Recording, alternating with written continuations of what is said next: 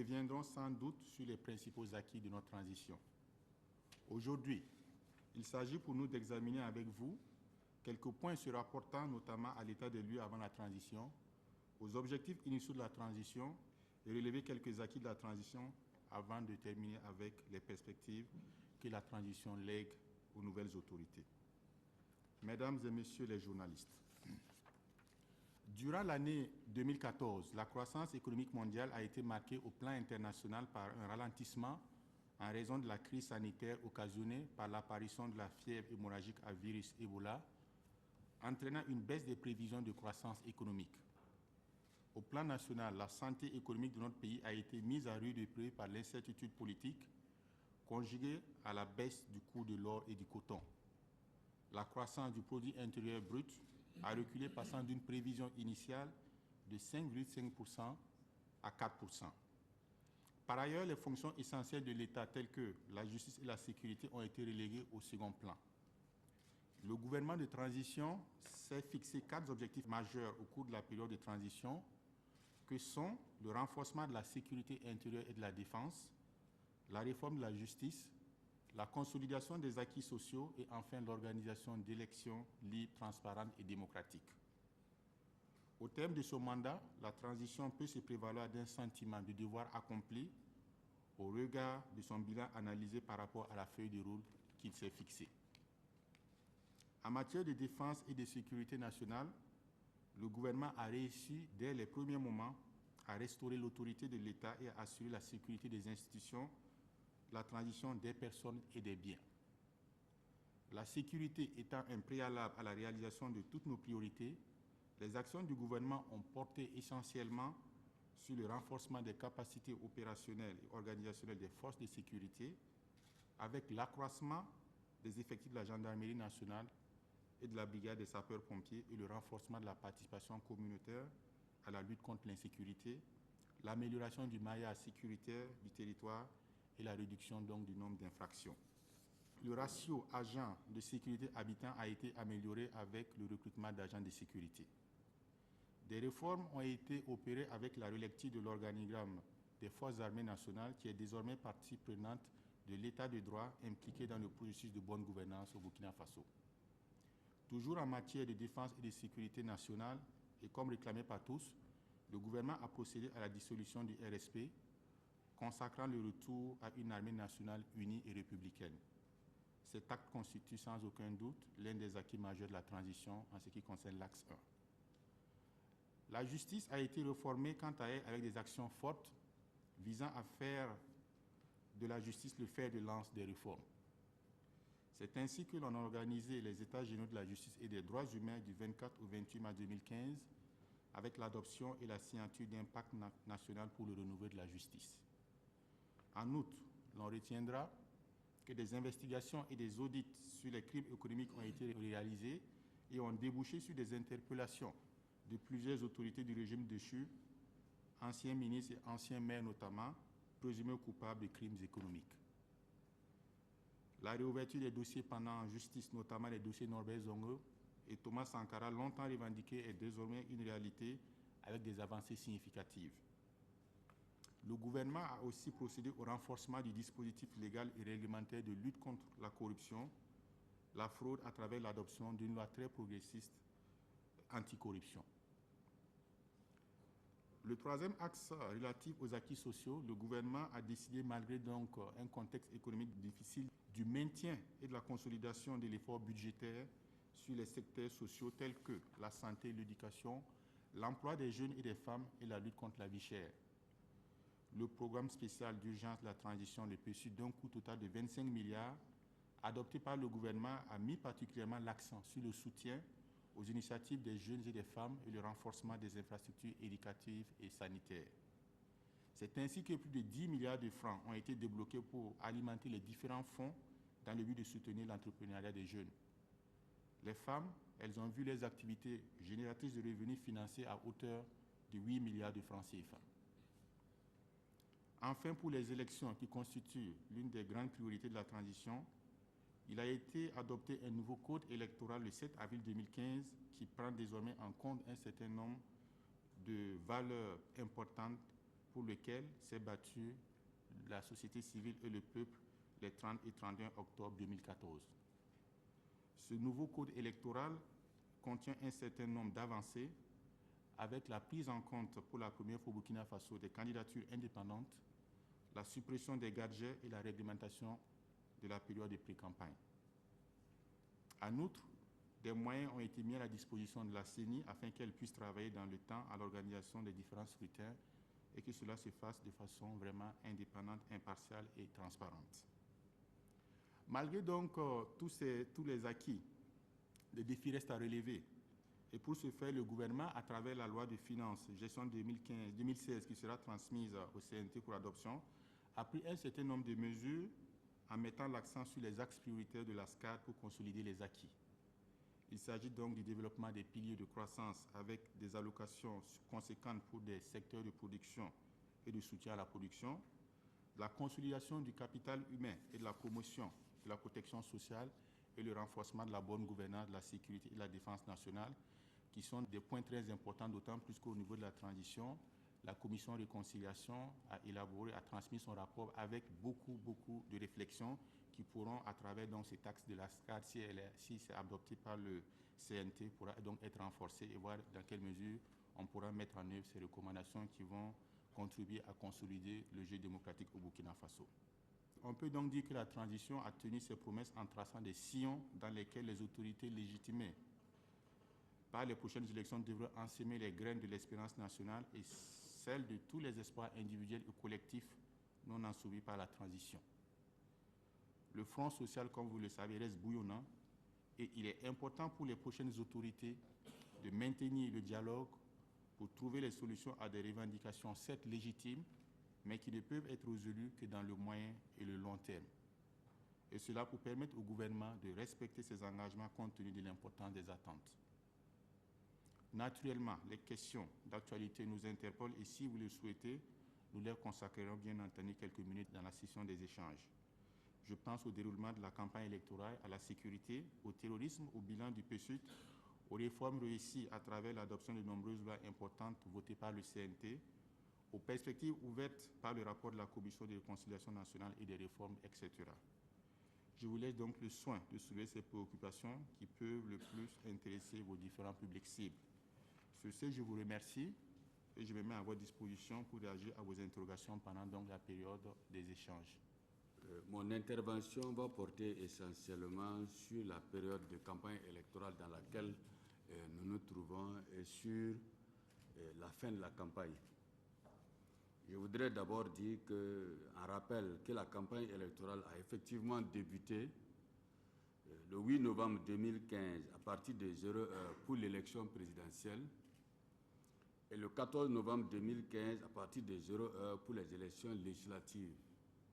Et cela conformément au décret portant ouverture de la campagne. Et cette campagne s'est déroulée sur tout l'ensemble du territoire national. Au niveau du ministère de l'administration territoriale, un dispositif de suivi de la campagne a été mis en place avec des instructions aux différents chefs de circonscription administrative pour rendre compte au niveau central de l'état d'évolution de la campagne, aussi bien au plan quotidien qu'au plan hebdomadaire.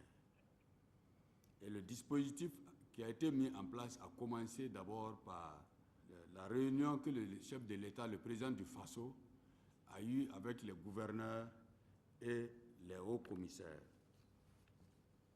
Donc, au vu donc du dispositif qui a été mis en place et des informations qui nous ont été transmises par ce dispositif, on peut dire que la campagne s'est déroulée dans l'ensemble de façon satisfaisante. Nous le disons parce que jusqu'à ce jour, nous espérons que ça va poursuivre jusqu'à la fin. Il reste quelques heures encore. Nous n'avons enregistré aucun incident majeur. Mais cela ne veut pas dire qu'il n'y a pas eu quelques difficultés. Ainsi, nous avons noté parfois des altercations entre des militants de partis politiques relativement aux affiches électorales. Et ces altercations ont lieu généralement pour savoir qui va afficher ici ou bien qui va afficher là. Mais Dieu merci, ces altercations ont pu être jugulées grâce aux différentes concertations menées par les chefs de circonscription administrative et les responsables des différents partis politiques. Dans tous les cas où il y a eu des situations d'altercation, les gens s'en sont rendus à la raison, si bien que les choses ont pu être gérées de façon satisfaisante. Nous avons aussi constaté, aussi bien dans les grands centres urbains que dans les communes rurales, le non-respect des lieux désignés par les autorités communales pour recevoir les affiches électorales, et cela conformément à l'article 69 du Code électoral. Vous savez que le Code électoral exige que l'administration désigne des lieux où les partis politiques et les candidats peuvent afficher leurs documents électoraux.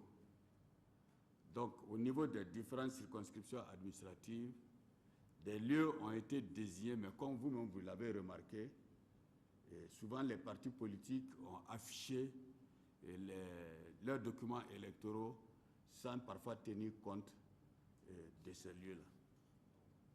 Donc voilà un peu, si vous voulez, le constat qu'on peut faire. Donc au total, on peut dire que la campagne s'est déroulée de façon satisfaisante. Il y a eu un bon déroulement. Mais comme vous le savez aussi, la campagne électorale comme présidentielle sont closes le vendredi 27 novembre 2015 à 24 heures. Donc, ça veut dire que le samedi à 0 heure, toute activité de campagne électorale devra cesser. Et avant de revenir donc sur ce point, je voudrais dire que le fait que la campagne se soit déroulée de façon satisfaisante, ce fait-là est imputable à tous les Burkinabés. Et le gouvernement tient à saluer toutes les initiatives qui ont été prises par les différentes organisations de la société civile, par les autorités coutumières et religieuses, les partis politiques, la presse, les associations de jeunes, les associations de femmes, toutes les initiatives qui ont été prises. Et vous savez qu'il y a eu beaucoup d'initiatives, beaucoup d'appels à ce que la campagne se déroule de façon apaisée. Jusque-là, ces appels-là ont été entendus. Donc, nous demandons que, d'abord, nous saluons ces initiatives et nous demandons qu'on continue à entendre ces appels-là jusqu'à la fin de la campagne. Donc, pour revenir à la fin de la campagne, qui est le vendredi 27 novembre 2015 à 24 heures, le gouvernement demande encore aux différents acteurs de respecter les termes des dispositions légales et réglementaires en s'abstenant à partir du samedi 28 à 0 heure de mener une quelconque activité de campagne. Donc le samedi 28 doit être un jour de calme, j'allais dire un jour de réflexion. Après toute la campagne qui a eu, tous les débats qui ont eu lieu, les gens devraient se rester dans le calme pour que le dimanche, les citoyens puissent aller voter dans le calme en ayant fait le choix qui convient à leur conscience. Voilà donc ce que je voudrais dire. Et le ministère de l'Administration territoriale, en relation avec la CENI, le ministre de la Sécurité va revenir sur les aspects qui le concernent.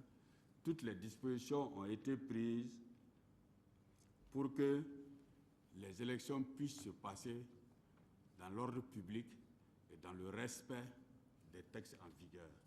En ce qui concerne le département de la sécurité, et je voudrais vous présenter en quelques lignes les grandes actions en cours et à venir dans le domaine de la sécurité publique, de la sûreté de l'État et dans le domaine de la sécurité du processus électoral en cours.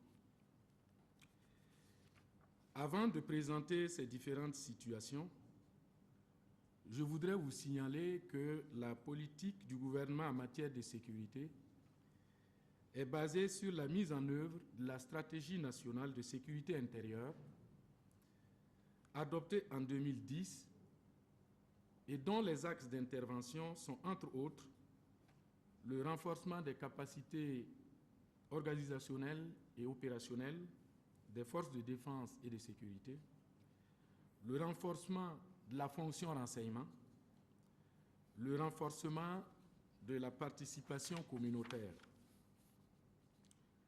En ce qui concerne la sécurité publique et la sécurité de l'État, de tout temps, la sécurité des personnes et des biens a toujours été au cœur des préoccupations du gouvernement. De nombreuses actions ont été entreprises pour améliorer les prestations de services de sécurité et améliorer la couverture sécuritaire de notre pays. On peut citer entre autres, pour cette année, le recrutement de 1405 policiers et de 750 gendarmes, le renforcement des dotations en moyens roulants composées de 64 véhicules d'intervention de type pick-up, 11 véhicules de type pick-up, 4 véhicules de type berline, un minibus, 205 motocyclettes. En outre, le gouvernement a consenti des efforts supplémentaires au plan budgétaire pour permettre d'accroître davantage l'efficacité des forces de sécurité sur le terrain.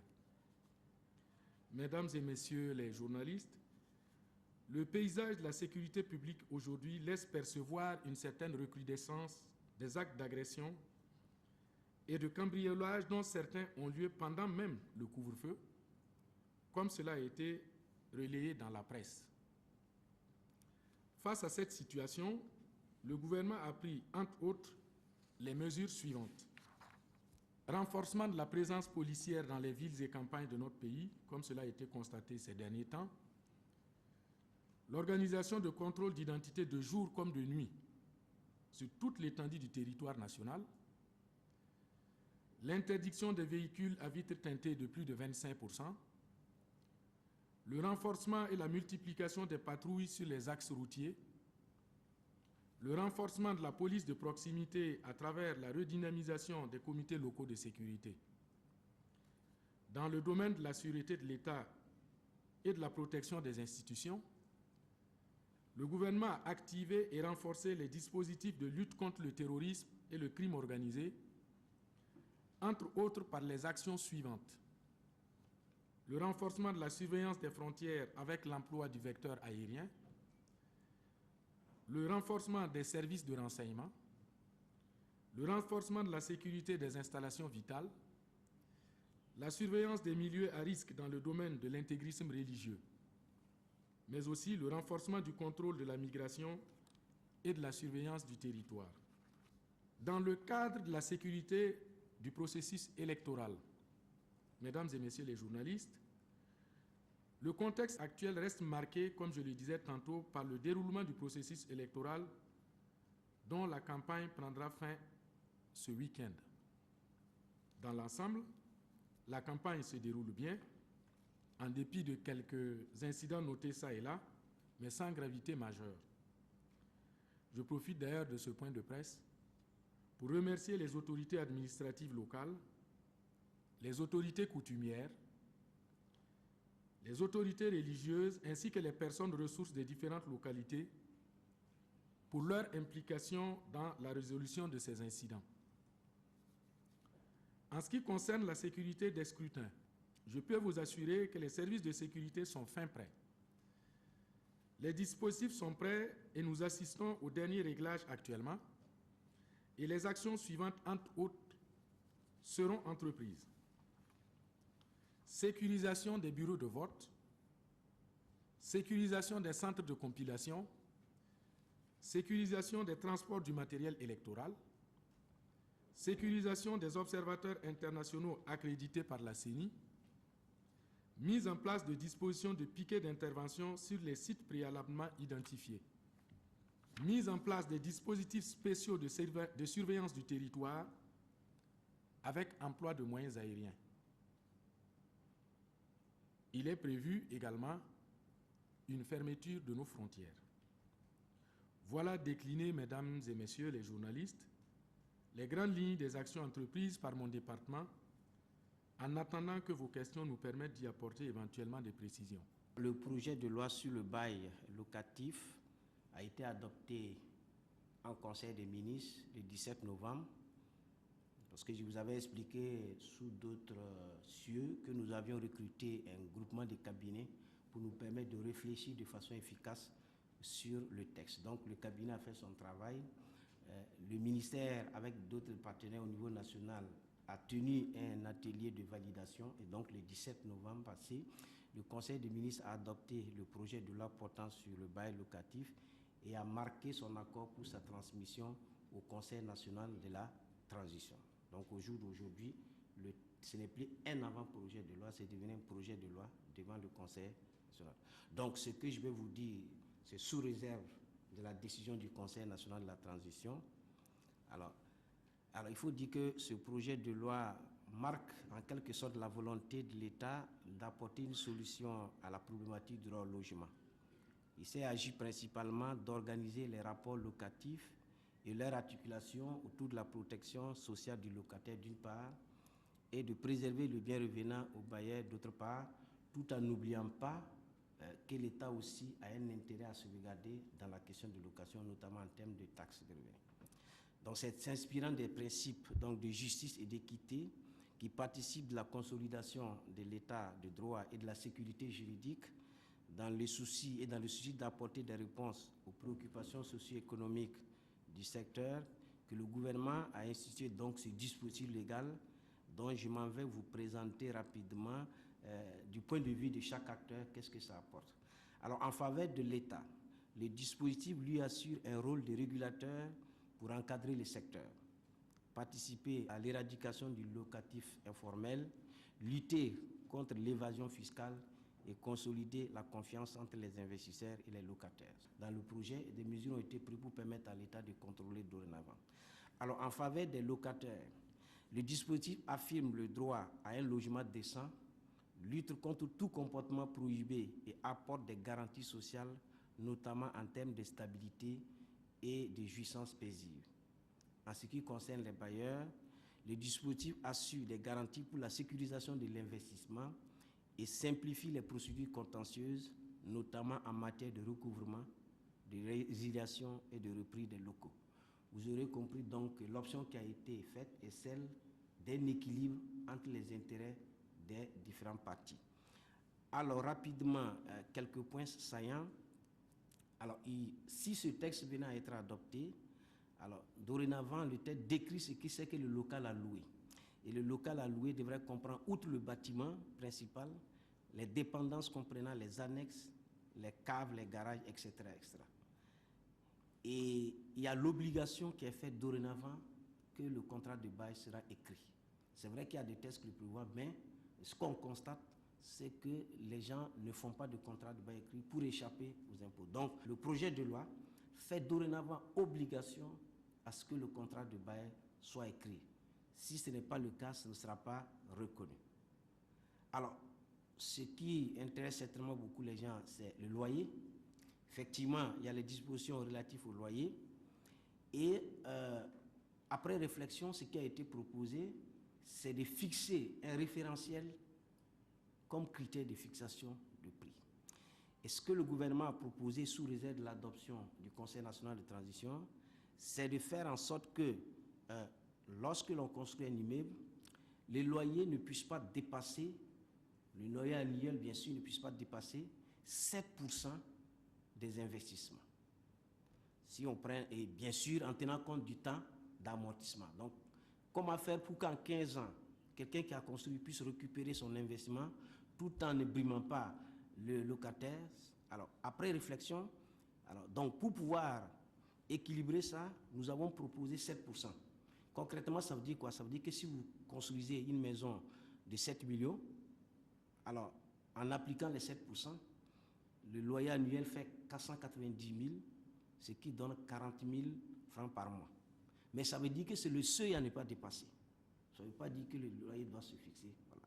Donc voilà grosso modo pour le loyer. Bien sûr, ce montant-là peut être révisé parce que la maison peut prendre la valeur, comme ce montant peut être révisé à la hausse ou à la baisse, selon l'évolution. Et donc, pour éviter des hausses intempestives, il est prévu qu'un décret précisera les conditions d'augmentation. Et ça ne peut se faire que 3 ans après. Alors, voilà grosso modo ce que je peux dire. Bon, il y a d'autres éléments, hein, les charges qui reviennent. Voilà. Et nous l'avons déposé grâce au ministre de la Communication qui est chargé des relations avec le Parlement devant le Conseil national de la transition. Et notre espoir, effectivement, que le texte puisse être adopté dans les termes selon lesquels nous l'avons présenté, parce que nous pensons que ça permettra au gouvernement de mieux contrôler le secteur du bail locatif dans l'optique d'assurer au maximum des Burkinabés voilà, le droit d'accès au logement. Bien évidemment, le droit d'accès au logement ne peut pas se résoudre pour le loyer seulement. Il y a les questions de matériaux de construction, mais notre ministère, en tant que ministère de l'Habitat, pense avoir apporté sa contribution en ce qui concerne le loyer, parce que c'est ce qui relève de notre pouvoir. Nous allons à présent passer la parole aux journalistes qui vont poser des questions. Et avant de poser la question, nous allons vous demander de vous présenter et de donner votre organe d'origine avant de poser la question. Franck Aristide Jeffa de Radio Waga FM. J'ai 3 questions. Une à Monsieur le ministre de la Communication, une autre à Monsieur le ministre de la Sécurité et une 3e à Monsieur le ministre de l'Habitat et de l'Urbanisme. La première question s'adressant à Monsieur le ministre de la Communication est ainsi libellée. Alors, Monsieur le ministre, finalement, vous venez donc de faire un bilan de l'action gouvernementale en ce qui concerne cette période de transition. Dites-nous concrètement, est-ce que finalement, au regard de ce qu'on a vu, ce ne sera pas un cadeau empoisonné qui sera laissé au gouvernement qui viendra, au vu donc bien sûr des questions sécuritaires, notamment suite au coup d'État, beaucoup de personnes ont été inculpées. Est-ce que vous avez l'assurance que ces dossiers seront, on va dire, gérés avant le départ de la transition? La deuxième question à Monsieur le ministre de la Sécurité est la suivante. Alors, Monsieur le ministre, vous avez mis un dispositif sécuritaire en place. Comment allez-vous faire justement pour assurer la sécurité des personnes, des biens et du processus électoral le jour des élections, et en même temps, si ce dispositif est mis en place, qui, je n'en doute pas un seul instant, sera impressionnant, il ne puisse pas décourager les votants, les populations. Parce que si on a une grande sécurité, en tout cas un dispositif qui est mis en place, est-ce que les populations n'auront pas peur pour ne pas aller voter? Et la 3e question à Monsieur le ministre de l'Urbanisme et de l'Habitat. C'est un bon projet que vous avez, en tout cas un projet de loi que vous avez introduit. La question est toute simple en ce qui vous concerne. Est-ce que vous avez l'assurance que ce dossier sera traité avant la fin de la transition, puisque c'est vous qui maîtrisez mieux cette question? En ce qui concerne donc le point que vous avez soulevé, je ne pense pas que ça va être un cadeau empoisonné qui va être transmis au prochain gouvernement, ce qui concerne donc les interpellations, les arrestations qui sont en cours. Et comme vous le savez, l'un des objectifs de la transition à travers la feuille de route correspondant à l'axe 2, c'est la réforme du secteur de la justice.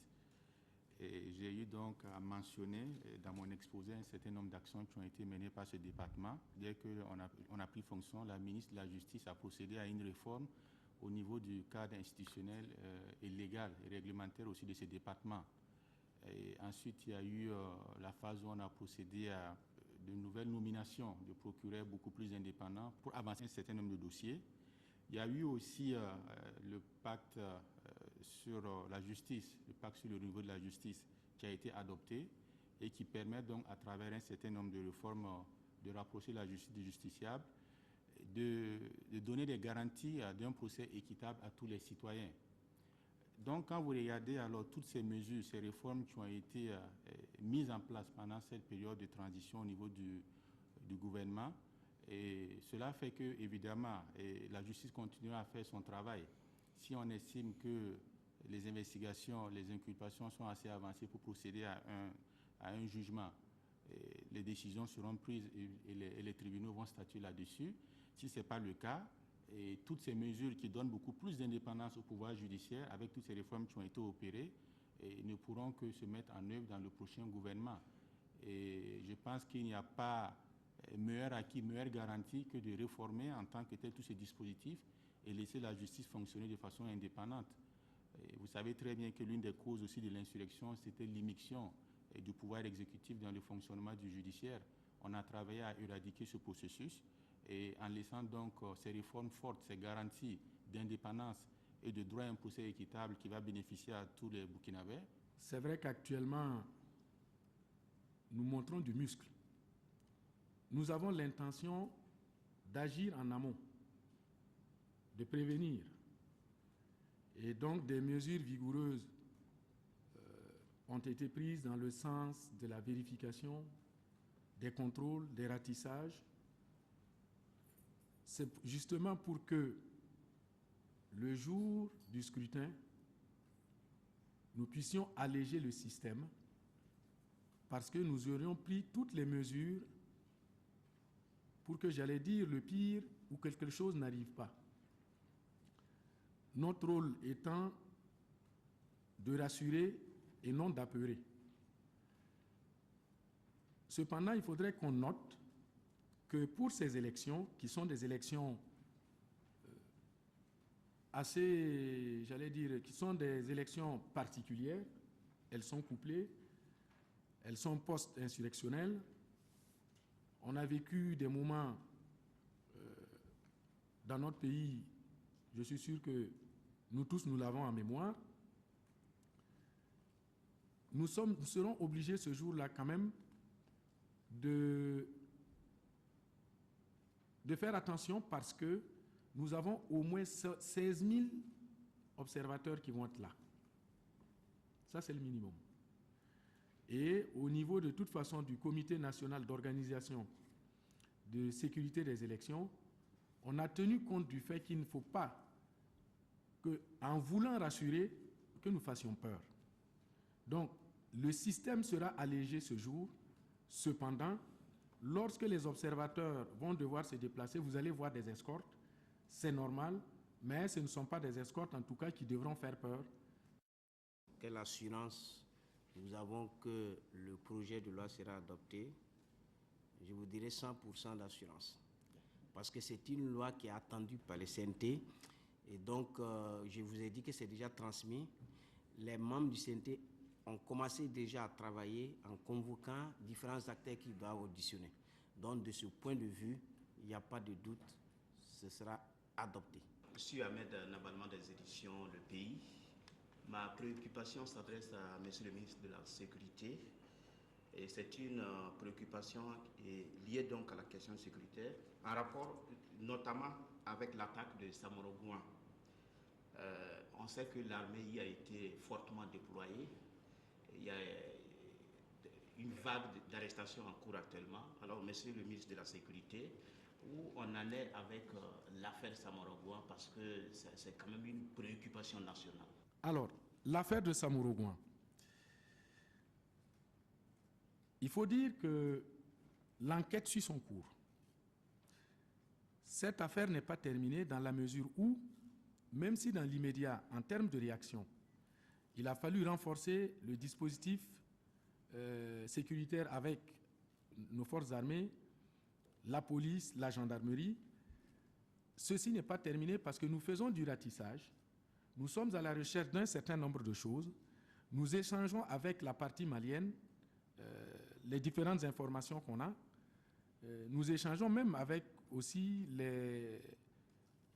la France, avec les Français, pour que nous croisions nos informations afin de remonter autant que faire se peut toute la filière de tous ceux qui ont participé à cette attaque-là. Au moment où nous sommes en train de nous parler, c'est sûr et certain, il y a au moins, je pense, au moins 13 personnes qui sont déjà arrêtées dans cette affaire, qui vont être présentées, mais l'enquête n'est pas terminée, elle continue, puisque des ratissages nous ont permis de découvrir pas mal de matériel. Des matériels qui sont cachés dans des forêts aux alentours de Samorogouan. Peut-être que vous êtes au courant, on a ramassé des GPS, on a ramassé enfouis bien au fond du sol des sacs de riz, des chambres à air, de l'engrais urée, ça ne vous dit rien, mais quand on vous dit chambre à air, si on vous dit engrais urée, ça doit quand même vous faire tilt. Ça, c'est du matériel pour faire exploser les choses. Et c'est la preuve que nous avons aussi que des gens s'y étaient installés et des gens avaient l'intention d'infiltrer notre pays. Donc, pour résumer dans l'affaire de Samorogouan, l'enquête suit son cours. Les auditions ne sont pas terminées, les enquêtes ne sont pas terminées. Nous mutualisons nos efforts, en tout cas, que ce soit avec les Français, que ce soit avec les Maliens, que ce soit aussi même avec les Ivoiriens. On mutualise, on se passe le renseignement afin de pouvoir identifier tous ceux qui ont participé à cette attaque-là, sachant que les informations que nous avons reçues ont fait état d'une 50aine d'hommes. Si pour l'instant nous en sommes à 13, ça veut dire qu'il y en a encore quelques-uns qui courent, mais croyez-moi, c'est une question de temps. On va leur mettre le grappin dessus. Ma première question va s'adresser à M. le ministre de l'Administration territoriale. Elle concerne la loi qui supprime les gadgets électoraux. Pourtant, dans les faits, on constate qu'il y a un certain parti qui distribue des habits, des gadgets en tout cas d'une certaine couleur. Qu'est-ce que la loi prévoit pour ce genre de cas? Alors, parce que la loi dit explicitement que c'est le logo ou l'effigie des candidats. Est-ce que là, il n'y a pas lieu de revoir la loi pour ce côté, cet aspect de sa faiblesse? Et l'autre question, il y a 2 semaines, on a vu sur Internet une bande sonore qui était présentée comme étant une conversation téléphonique entre Solo Guillaume et Ibril Bassolé. Ça fait beaucoup de bruit. Jusque-là, on n'a pas reçu de réaction officielle. Qu'est-ce que le ministre de la Sécurité peut dire concernant cette bande sonore? Et puis, vous avez dit qu'il y a une sécurisation des observateurs internationaux qui est prévue. Qu'en est-il alors des observateurs nationaux? Eux, ils n'ont pas besoin de sécurité? Je vais répondre à votre question de savoir si la loi mérite d'être améliorée au regard du fait que certains partis politiques ont invité leurs militants à porter des habits d'une certaine couleur. Bon, quand cette pratique-là est advenue, systématiquement, notre attention a été attirée en se référant à l'article 68 ter, qui dit que les pratiques publicitaires à caractère politique, l'offre de tissus, de t-shirts, de stylos, de porte-clés, des calendriers et autres objets de visibilité à l'effigie des candidats ou symboles des partis, ainsi que leur port et leur usage, les dons et libéralités ou les faveurs administratives faites à un individu, à une commune ou à une collectivité quelconque des citoyens, à des fins de propagande pouvant influencer ou tenter d'influencer le vote sont interdits 90 jours avant tout scrutin et jusqu'à son terme. Et c'est à cette disposition-là qu'on se réfère lorsque cette pratique-là nous a été signalée. En réalité, la pratique consiste à quoi? Ça pouvait rentrer dans ce cadre-là si, il y avait des effigies des membres d'un candidat là-dessus, de 2, si les habits avaient été distribués aux intéressés dans un but de propagande. Ce dont nous n'avons pas la preuve jusqu'à maintenant. Ce qui est sûr, c'est qu'en demandant aux gens de porter les habits qu'ils ont, que vous ne leur avez pas donnés, vous n'avez pas mis votre photo là-dessus, c'est difficile d'appliquer l'article 68 ter que je viens de lire. Mais si la volonté du législateur est d'interdire la pratique qui est en cours actuellement et qui risque de s'amplifier aux prochaines élections, si rien n'est fait, peut-être faudra-t-il que le législateur envisage cette hypothèse pour lui consacrer une disposition légale expresse. Sinon, comme ce sont des dispositions pénales, on ne peut pas les interpréter de façon en extrapolant. Parce que ces dispositions, c'est la loi, en fait, du numéro 5, 2015, 17 avril 2015. Ce sont des lois récentes. Effectivement, peut-être qu'après les élections, ça peut être nécessaire de voir est-ce que le dispositif adopté pour lutter contre la corruption en politique, est-ce qu'il a fonctionné? En ce moment, il faudrait chercher les différentes preuves et puis éventuellement procéder à une relecture de la loi si cela est nécessaire. Je voulais dire tout simplement que tous les observateurs, qu'ils soient nationaux ou internationaux, sont sécurisés, que des escortes vont les accompagner, mais nous avons particulièrement un œil sur les Occidentaux parce que ce sont eux qui constituent le plus de risques, j'allais dire entre guillemets, pour nous, en pensant à des groupes ou un groupe qui est capable de faire, j'allais dire, une action terroriste. Mais sinon, je vous rassure, tous les observateurs vont être sécurisés. La bande-annonce, alors j'avoue que personnellement, je ne l'ai pas écoutée. Et je ne sais pas du tout si c'est authentique ou pas. Bien entendu, j'ai écouté,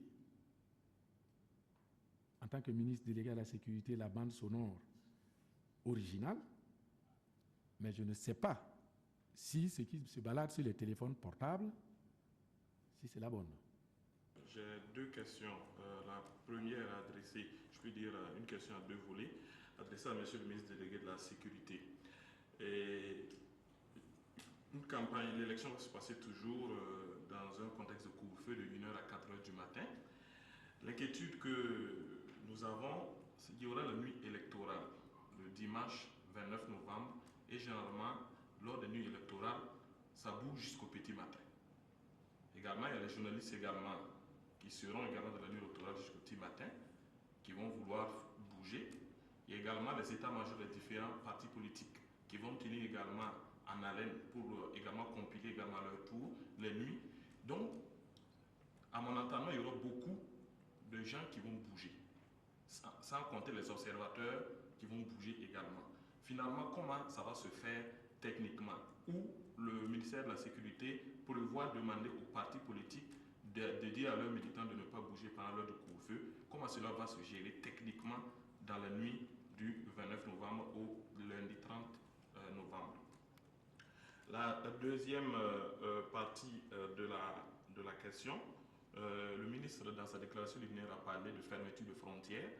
J'aimerais savoir, la fermeture de frontières entre en vigueur quel jour et à quelle heure, et ça prendra fin à quel moment? Et la question adressée au ministre de la Communication porte sur un thème qui est d'actualité. Ça commence à bruiter. Il y a eu notre confrère de l'Observateur par là qui en a fait cas, des probables bonus que les ministres de la Transition veulent s'offrir, qui va, je crois, de 4 à 10 millions, je ne sais pas trop, je n'ai pas les montants en tête. Et ça commence déjà à parler. Finalement, en tant que ministre de la Communication, qu'en est-il exactement? Est-ce que c'est vrai? Et si c'est vrai, pourquoi et quelles sont les raisons? Parce qu'on nous questionne tous les jours à propos de cela. Pour le couvre-feu et la fermeture des frontières, ceci pour l'instant, il faut le dire, c'est à l'étude. Nous sommes en train d'analyser la situation. Je ne peux pas, au moment où je suis en train de vous parler, je ne peux pas vous dire si oui ou non il va y avoir, et quand surtout, une fermeture des frontières, et je ne sais pas non plus si le couvre-feu va être levé. De toute façon, cette question ou ces deux questions vont rapidement être tranchées demain soir. Vous avez parlé de bonus, hein. Ça, je peux vous assurer qu'il n'y a pas de bonus que les ministres doivent recevoir. Ce n'est pas correct, je préfère catégoriser sur cet aspect. Vous savez très bien que la question des rémunérations est réglementée par un décret portant donc rémunération des membres du gouvernement, des présidents d'institutions, etc. Je n'ai pas le texte devant moi, mais tout ce qui est fait au gouvernement est en conformité donc avec les textes. Oui, je voulais dire juste un mot sur cette question. D'abord, il ne s'agit pas d'un bonus pour les ministres. Ça ne concerne même pas tous les ministres. Moi, je suis prêt à vous produire mon bulletin. Comme il a dit, quand vous entrez au gouvernement, il y a un contrat que vous signez. Et comme il a dit, ces contrats ont été signés, nous avons tous signé nos contrats. Or, il se trouve qu'au gouvernement, il y a des gens qui n'étaient pas des agents de l'État. Quand vous êtes un agent de l'État, c'est très simple. On a votre salaire de base, vous avez vos indemnités de ministre. Mais quand vous n'êtes pas un agent de l'État, vous renégociez votre contrat. Parce que vous venez au gouvernement, la moindre des choses, c'est que vous ne pouvez pas toucher moins que ce que vous touchez. Voilà, donc ça ne dépasse même pas 4 ministres. C'est ce que je voulais dire. Ce n'est pas un bonus. Et ça ne concerne pas tous les ministres. Et c'est des contrats qui ont été négociés conformément à des décrets concernant le traitement des ministres. Bernard Boum, Alerte Info. Moi, je souhaiterais que le ministre de la Sécurité nous revienne vraiment plus précisément sur l'affaire de l'écoute de la bande Guillaume Soro et Djibril Bassolé, puisque effectivement les populations veulent savoir si la bande est originale ou pas, si notre gouvernement détient une bande originale ou pas. Et on a envie de dire aussi que la maison de M. Guillaume Soro a été saisie. Est-ce vrai? Sur cette affaire d'écoute de bande, je voudrais être clair et précis. En évoquant la question tout à l'heure, j'ai parlé de ce qui se promène sur les téléphones portables, que je n'ai pas eu l'occasion d'écouter en réalité, parce que quand ça se balade comme ça sur des téléphones portables, on doute, bien entendu, de l'authenticité de la chose. Mais la bande qui est censée être originale, que j'ai écoutée, il faudrait qu'on l'authentifie, parce que ce n'est pas net non plus. Si c'était net, on aurait communiqué depuis longtemps. Donc c'est pour dire tout simplement que même si j'ai écouté une bande originale, actuellement, on est en train de l'authentifier. En ce qui concerne la saisie de la maison de Guillaume Soro, je suis d'abord un peu surpris parce que, à ce que je sache, les informations que j'ai tendent à dire que cette maison a été prêtée à M. Guillaume Soro par l'ancien régime et certainement par sa relation d'amitié avec le général Gilbert Diendéré. Cette maison, donc, n'appartient pas, à ce que je sache, jusqu'à preuve du contraire, à M. Guillaume Soro, mais appartient à l'État burkinabé. Maintenant, quand on dit que c'est la maison de Guillaume Soro, c'est possible, mais moi, je n'ai pas cette information-là. Ce que j'ai comme information, c'est que c'est une maison qui lui a été prêtée. Il en a fait usage pendant longtemps. Ça donne l'impression que ça lui appartient, mais jusqu'à preuve du contraire, c'est une maison de l'État. Moi, je m'appelle Samira Ilbodo de la radio Omega. Ma question s'adresse à Monsieur le ministre en charge de l'habitat. Vous avez dit que le loyer ne doit pas dépasser 7% de l'investissement. Comment est-ce que vous allez vérifier le coût de l'investissement et du bailleur? Est-ce qu'il y a des dispositions qui sont prises en la matière? Surtout que l'on sait que les matériaux également dépendent du lieu où tu l'as acheté. Et comment est-ce que vous comptez vérifier cela? Le projet de loi prévoit justement la réévaluation tous les 3 ans. Il sera mis en place une commission au sein du ministère de l'Habitat et de l'Urbanisme qui sera chargée de vérifier justement. Et donc, on tiendra compte du coût des matériaux et du lieu d'investissement, etc. Donc, c'est le ministère de l'Habitat et de l'Urbanisme qui sera en charge de fixer chaque 3 ans la valeur locative de l'immeuble. Ça, c'est prévu dans les tests. Un décret sera pris dans ce sens. Je suis Yabri Idrissa du quotidien Les Dernières Nouvelles du Faso. Ma première question, c'est sur la justice. Monsieur le ministre porte-parole du gouvernement a fait un bilan de la transition en mentionnant la justice. Cependant, quand on regarde bien la justice sous la transition, on a l'impression qu'il y a au moins 2 façons de gérer les dossiers. Il y a des dossiers que le ministre a cités comme le dossier Thomas Sankara qui ont connu, dirais-je, une accélération au cours de la transition. Cependant, il y a d'autres dossiers comme le dossier Norbert Zongo qui, on ne sait pas, est-ce que ça avance, où en est-on avec ce dossier? Ensuite, comparaison aussi, les 2 dossiers, le dossier de l'insurrection et le dossier du putsch. Pour le putsch, par exemple, on a des inculpés, on parle d'une trentaine d'inculpations au moins. Par contre, pour l'insurrection, jusque-là, malgré tout ce qu'on a pu avoir comme images et déclarations dans les médias, à ma connaissance, personne ne serait inculpé ou quelque chose de ce genre en ce moment. Qu'est-ce qui fait cette différence de traitement dans les dossiers? Aussi, sur la justice, je dirais que le ministre a parlé traitement des dossiers de crimes économiques. Donc j'ai l'impression que la justice semble frapper dans un seul camp les cadres de l'ex-majorité. Pourtant, on sait que le pays a été géré par des personnalités qui sont aussi bien dans les partis de l'ex-opposition comme dans les partis de l'ex-majorité. Comment se fait-il que jusqu'à présent, j'ai l'impression qu'on n'a jamais arrêté quelqu'un qui fait partie des partis de l'ex-CEFOP, par exemple? Voilà. Ça, c'est la première question, volet justice. La deuxième question, le SIG a partagé récemment une plateforme appelée sondage sur les élections et comparant les programmes des différents candidats à l'élection présidentielle. Je voulais savoir à quoi répond cette plateforme et pourquoi il n'y a que quelques candidats. Et tout ce que je sais sur le dossier Norbert Zongo, vous savez donc que le dossier était réouvert parce qu'il y avait un non-lieu qui avait été prononcé. Mais tout simplement, ce que moi je peux dire, c'est que il y a un juge d'instruction qui fait son travail et on espère que dans peu de temps, s'il a un certain nombre d'éléments, il pourra communiquer, donner des éléments en tant que tels sur les avancées qui ont pu être réalisées donc à ce niveau. Sur la question donc du putsch, le commissaire du gouvernement au niveau de la justice militaire a communiqué sur la question. Il y a des auditions, ils ont fait des investigations. Il y a un certain nombre de personnes qui ont été inculpées. Il y a des mandats d'arrêt qui ont été lancés.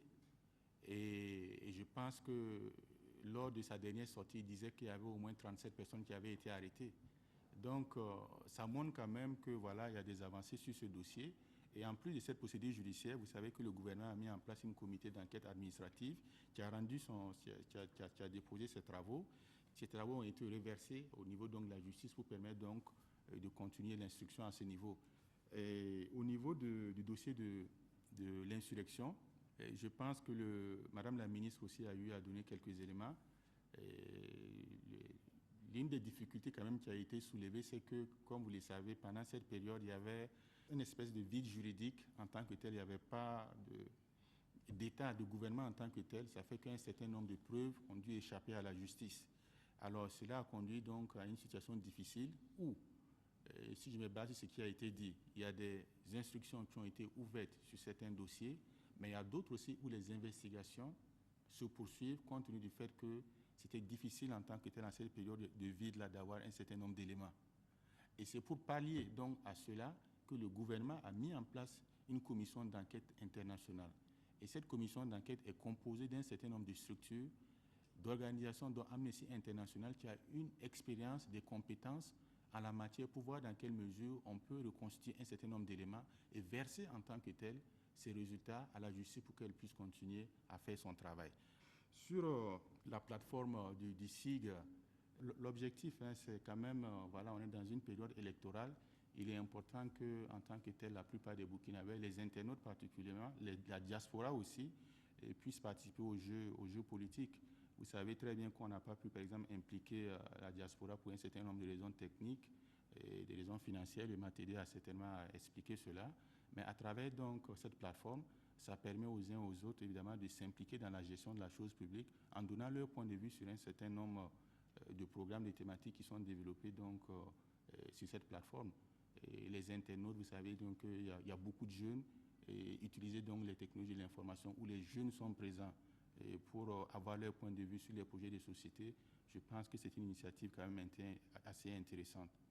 Et pour le pourquoi certains candidats ont leur programme, d'autres pas, ce qui m'a été rapporté, c'est que quand même on a contacté tous les candidats. Et vous savez que ce n'est pas tous les candidats qui ont des programmes et ce n'est pas tout le monde aussi qui a réagi. Alors pour éviter que le programme en tant que tel soit pris en otage par le retard d'un certain nombre de candidats, on a décidé tout simplement de mettre sur la toile les programmes dont on disposait. Sinon, ils ont été contactés. Il y a des lettres qui ont été envoyées, je pense, en étroite collaboration avec le Mathédé. Et ils ont été appelés, des SMS aussi, mais vraiment tout le monde n'a pas réagi. Et cela a fait même que le programme qui devait être lancé il y a 2 semaines de cela a pris du retard en espérant avec les appels que certains allaient réagir et ça n'a pas été le cas. Donc on était finalement obligé de lancer pour s'assurer donc que voilà, dans cette dernière ligne, la plupart des internautes, des jeunes, des gens de la diaspora, plus évidemment, et voir en termes de programme, en termes de contenu, de proposition, les candidats qui ont réagi, et qu'on puisse analyser leur programme, faire des propositions pour voir dans quelle mesure cela peut être amélioré donc par les candidats aux élections. Je voudrais profiter pour lancer un appel à tous, pour vous dire tout simplement que tout ce qui peut être humainement et matériellement fait pour sécuriser le peuple burkinabé pour le vote du 29, toutes les mesures ont été prises et je souhaite que chacun de nous, ici, que chacun de nous tous, j'allais dire, dans nos familles, dans nos quartiers, dans nos villages, dans nos villes, qu'on puisse sortir le 29 pour aller voter. Mesdames et messieurs, c'est la fin de l'émission Face à la presse de ce jour. Je voudrais, au nom de la coordonnatrice du service d'information du gouvernement, remercier les ministres pour nous avoir accordé de leur temps pour répondre aux questions des journalistes. Merci à toutes les femmes et tous les hommes de médias qui nous ont toujours accompagnés dans la mise en œuvre de cette émission. Nous vous donnons rendez-vous la prochaine fois pour une autre émission.